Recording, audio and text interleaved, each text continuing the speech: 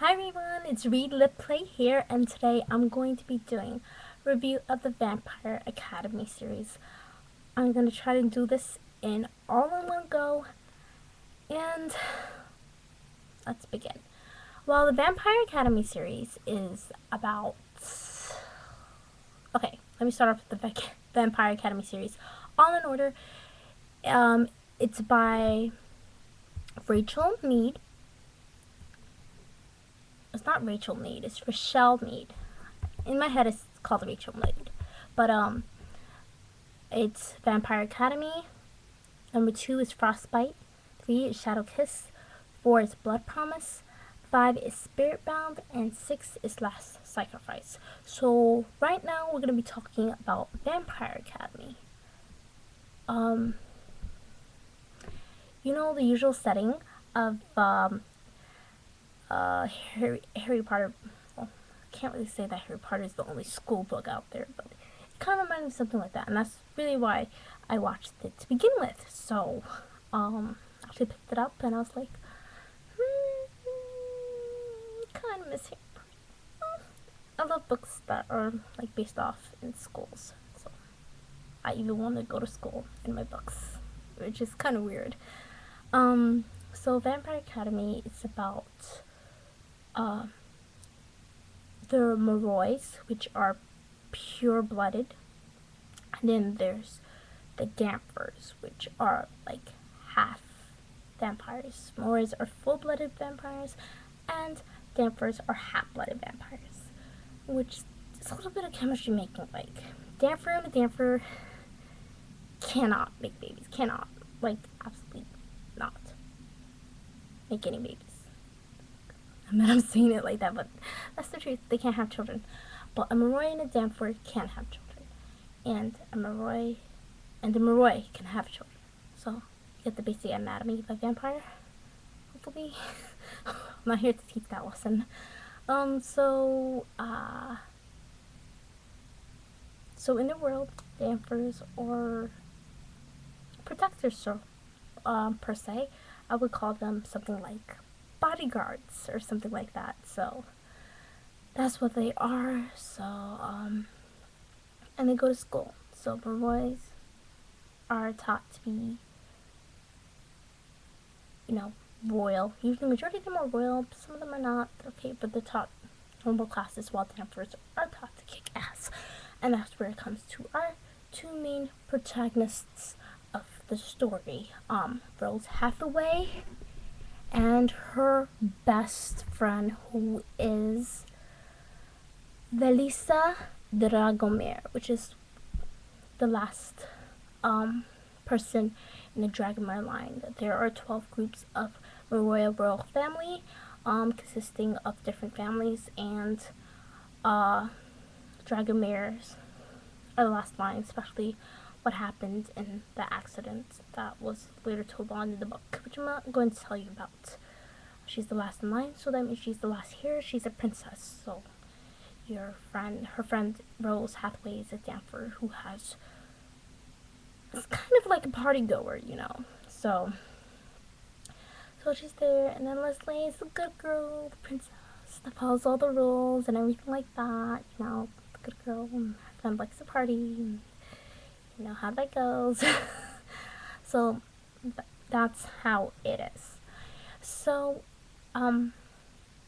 so in the beginning of the book, you see that Rose and Lisa are on the run. Actually, on the run from school. They ran away from school. I know that's kind of funny and everything like that, but they ran away from school, so the school's trying to track them down. But they also have fear of something called Strigoi, which are the antagonists, or should I say nemesis inside the story. They're evil creatures that are technically been killed, and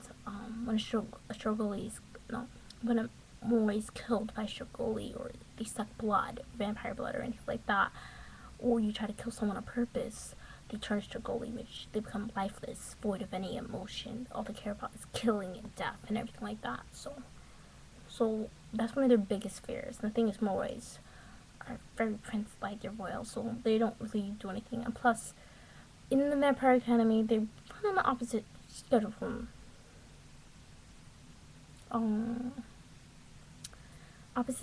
the human world. They run on a night's day and a day's night schedule because royals are very, very sensitive to light. It can burn them, like give them severe sunburn, any type of light. So it's not like it will kill them per se, like a Strigoi would die in the sunlight, because Strigoi only come out in the darkness. But it would make them incredibly uncomfortable. Imagine like being out in the sun for a while and then become really, really uncomfortable, like at the beach or something like that, and your tan like you feel all sunburned or anything like that. So that's how it is. So they're running away from school, and they finally go back to school. But the thing was, nobody knew why exactly Rose Hathaway kidnapped Lisa, the princess, to go out on a so-called car ride or joyride or something like that. And so they questioned them about it. But the thing is, Rose can't really say anything about it. So all she knows is that someone is following them and hunting them down or something like that. But I'm not here to give you like a summary. I'm giving you just a summary of this book. Basically find out who it is and then they battle it out. But I'm not here to talk about, tell you every little single detail about the book. I just want to tell you that it's like something like forbidden romance. What else is in there? Yeah, forbidden romance. A lot of forbidden romance. Like the student teacher type that would get you in trouble for romance. Just like, cool. In your dreams. That's exactly where that would happen. What I liked about the characters was that I really, really, really liked Rose's character the most, Rose Hathaway, because she was kick-ass. I don't care what you say, what I'm gonna do. I'm gonna punch you this way and that. No, that's not how you punch, but that's how I liked her character. And then Lisa was more, calm, goody two-shoes. I was like, yeah. Rose was way more entertaining with her crazy schemes, and one thing I totally forgot to tell you about was their bond. Since, for a couple years now, Rose and Lisa have had a bond together, and it's a one-way bond. This allows Rose to enter Lisa's mind or something like that, and experience what she feels, but Lisa can't do that to her. But Rose can't communicate with her, but Lisa can communicate back with her. I know it's confusing. It's such a weird bond to have, but they have that bond, which makes her the utmost greatest bodyguard, which in this book is called a guardian, because they're guardians. They guard the Moroi. The Moroi always come first, and that's what they learned, and they trained. So that's the gist of the story. I don't really want to spoil it for anybody, so I'm just going to cut it off here.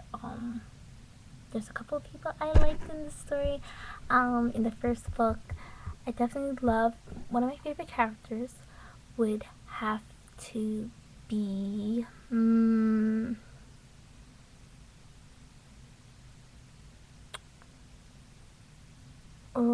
would be Dimitri in this book, actually, and Christian Ozera, which is another royal family. He is one of the last of his line with his aunt, but this time his parents are the ones that turned Strigoi and try to turn him to Strigoi, but they had to kill them, so he's kind of like the moody type. I guess in this book, all of them are the moody type, which makes them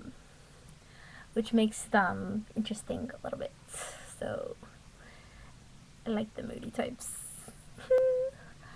I love the moody types in books. So I like Christian because Christian kind of reminds me of Rose, and they go head to head against each other with insults and stuff like that. And at first, they don't like each other, but eventually, they do start to get along.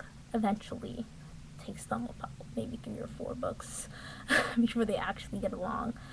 And then there's Dimitri. And Dimitri's like the hottest, youngest, badass kicking guardian guy, like there. And he's supposed to be a heartthrob, and he's supposed to be so kick-ass that everybody respects him. And the ages between Rose and Dimitri are about like 7 years, or I think 7 years. And there seems to be a little bit going on there, a little bit going on there. So, how did I like the book?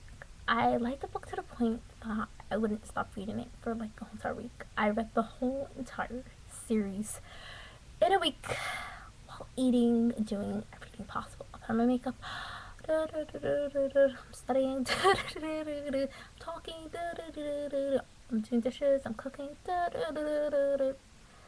So yeah, at least I'm not doing it when I'm driving. So